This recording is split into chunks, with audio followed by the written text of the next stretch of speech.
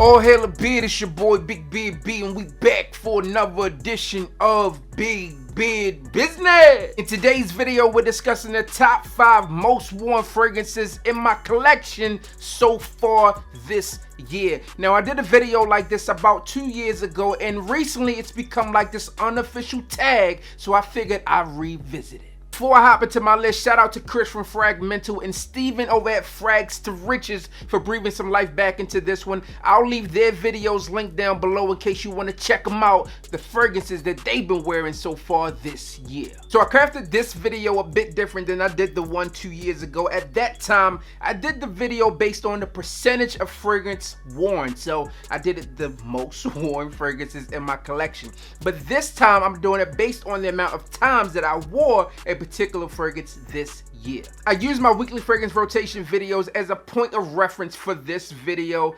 Any of those 70 plus videos, if you haven't checked those out, those videos are pretty much where I talk about the fragrances that I wore in a particular given day, the amount of compliments, if any, given, the amount of sprays worn, and the situation where I wore that fragrance. So if you're looking for any of that type of content, then make sure you check those out. And while you're searching, make sure you check out that link down below that's pinned. That is the link to the new channel, Lifestyles of the Broken Unknown, where my wife and I and the family, we do the vlogging, man. A lot of you guys asked about vlogging on this channel, but that's where they'll be housed, and the first video was released a few days ago. So make sure you go down to the link down below and check that out. And now that we got all that mumbo jumbo out of the way, let's get down to business. The fragrance in the number 5 spot was a bit of a surprise to me. It comes from the house of Yves Saint Laurent, and it's none other tyn YEDT. Now, this composition here is one that is mass appealing to me. This has bergamot,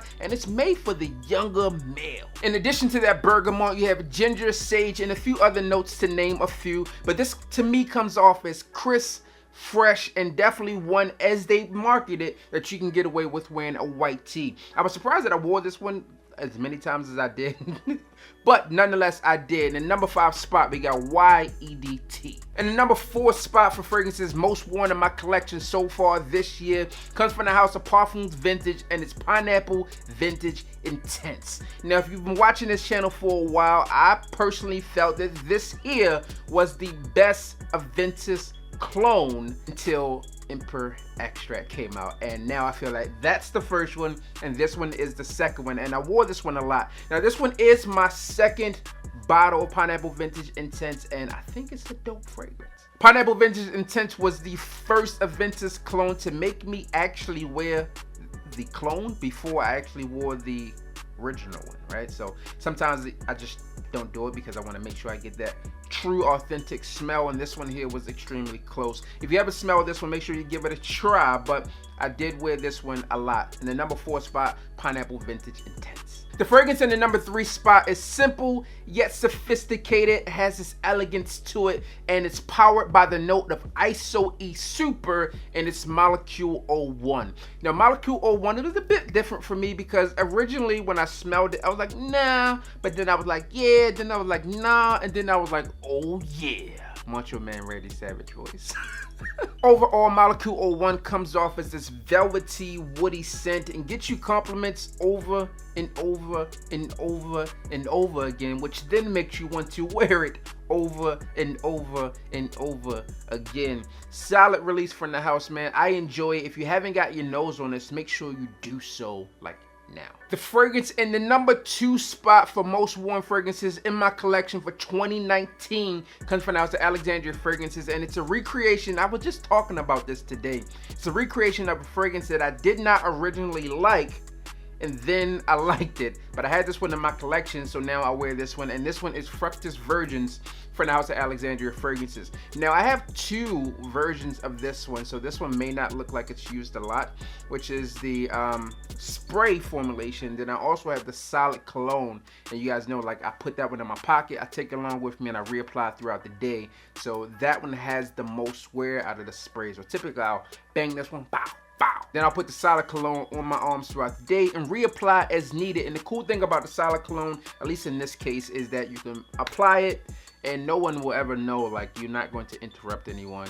Like, you can sit at a table and do it if you want to. You out at dinner, just can't pull out a bottle and spray. That would be weird. But you can, you know, like you're doing a little chapstick, and then you smell great once again, because that's what you do. This one's sweet, it's fruity, it has this almond type of vibe to it as well, and obviously cherry is kind of the whole thing here, so it smells like a cherry.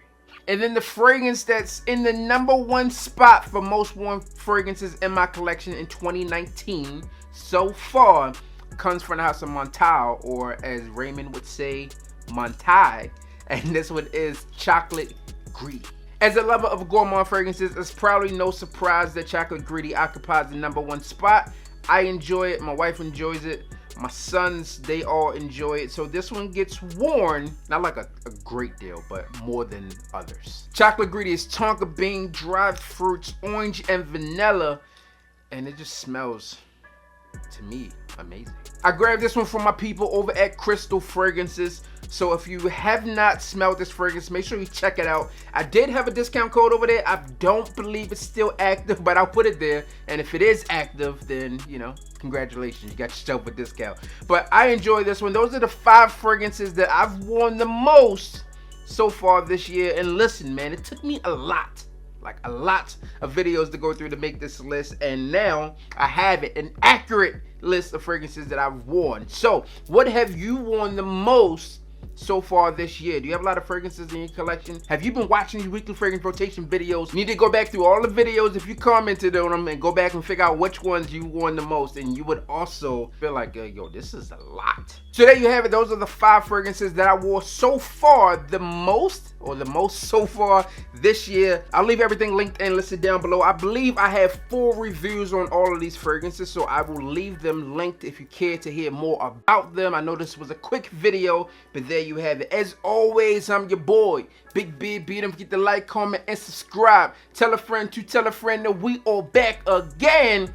Shout out to Fragmental, shout out to Frags to Riches. Check them out, and while you at it, hit the goddamn